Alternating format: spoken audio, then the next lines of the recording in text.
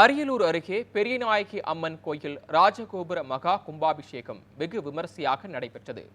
அரியலூர் மாவட்டம் உடையார்பாளையத்தில் உள்ள சித்தேரி கரையில் பெரியநாயகி அம்மன் கோயில் அமைந்துள்ளது. வன தேவதையான இந்த அம்மன் வளமான நிலங்கள், செழிப்பு மற்றும் மகிழ்ச்சி ஆகியவற்றை அருள்பாலித்து வருவதால் இந்த பெரியநாயகி அம்மனை பக்தர்கள் குல தெய்வமாக வணங்கி வருகின்றனர்.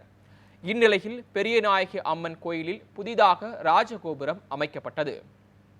திருப்பனந்தாள் காசி மடாதிபதி காசிவாசி எஜமான் சுவாமிகள் அஷ்டபந்தன மருந்து வழங்கினார்.